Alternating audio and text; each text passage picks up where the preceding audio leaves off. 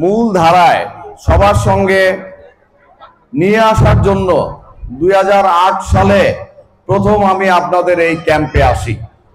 2008 সালে আপনাদের হয়তো কারো কারো মনে থাকতে পারে,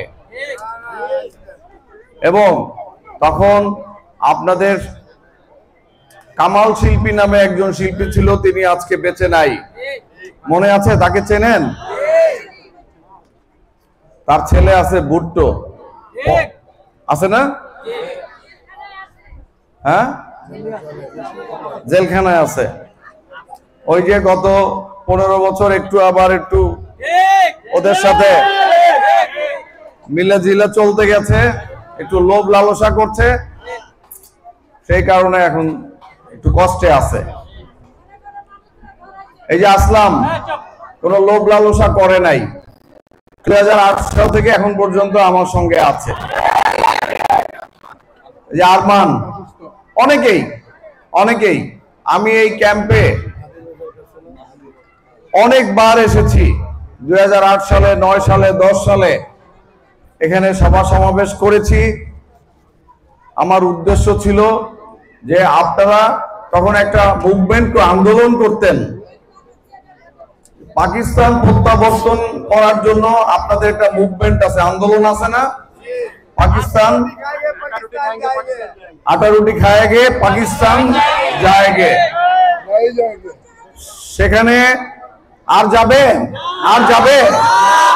আচ্ছা, সেই বিষয়ে পরে আসি। আমি যখন উপলব্ধি করলাম যে স্বাধীনের তখন 40 বছর হয়ে গেছে, যখন 40 বছর পরেও আপনারা এই দেশের নাগরিক হিসাবে আপনারা এই দেশে কোনো সুযোগ সুবিধা পাচ্ছেন না, তখন আমি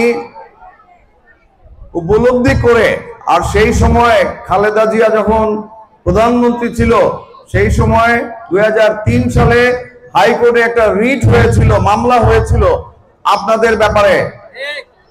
কেউ একজন একটা রিট করেছিল যে আপনারা ভোটার হতে পারবেন কি পারবেন না। এই রিটের সিদ্ধান্ত হয়েছিল 2008 সালে। এই 2008 সালে তখন আমি আপনাদের সাথে এসে কাজ করে আপনাদের অনেককে এই মূল ধারায় ফিরিয়ে আনার জন্য, আমাদের সঙ্গে মূল ধারায় ফিরিয়ে আনার জন্য অনেককে আমি ভোটার হওয়ার পরামর্শ দিয়েছি। অনেক যারা ভোটার করেছে তৎকালীন সময়ে তাদেরকে আমি কথা বলেছি। আদমজি MW স্কুলে যারা ভোটার করার জন্য দায়িত্বরত ছিল তাদেরকে আমি কথা বলেছি। বিভিন্ন জায়গায় 5 নম্বর ওয়ার্ডে, 6 নম্বর ওয়ার্ডে, 7 নম্বর ওয়ার্ডের সুবিল পাড়াতে, কারণ এখানে আপনাদের মধ্যে দুইটা ভাগ ছিল। কেউ বলতো যে আমরা ভোটার হব না, আমরা পাকিস্তান চলে যাব। সেই সময় তারা বাধা দিত আপনারা যাতে ভোটার হতে না পারেন। আর আমি চিন্তা করেছি যে আপনাদেরকে আমাদের সঙ্গে ভাই ভাই হিসেবে একসঙ্গে আমরা বসবাস করব। সেই চিন্তা থেকে আমি বলেছি যে তাদেরকে প্রথমত ভোটার করতে হবে, আর ভোটার করলে তারা বাংলাদেশের নাগরিক হিসেবে বিবেচিত হবে। তারা তাদের ছেলে মেয়েদেরকে স্কুল কলেজ বিশ্ববিদ্যালয়ে পড়ানোর সুযোগ পাবে। তারা তাদের ছেলে মেয়েদেরকে আমাদের ছেলে মেয়েদের সঙ্গে বিবাহ শাদী দিতে পারবে। তারা আমাদের সাথে মিলেমিশে বসবাস করতে পারবে, আত্মীয়তা করতে পারবে, আমাদের সাথে সম্পর্ক রক্ষা করতে পারবে, রাজনীতি করতে পারবে, কাউন্সিলর হতে পারবে, MP হতে পারবে, মন্ত্রী হতে পারবে। আর ভোটার না হলে বড় জনসমষ্টি রয়েছেন, 7,000 ভোটার, এখানে মনে হয় 20,000 লোক বসবাস করে কমপক্ষে। কি আসলাম?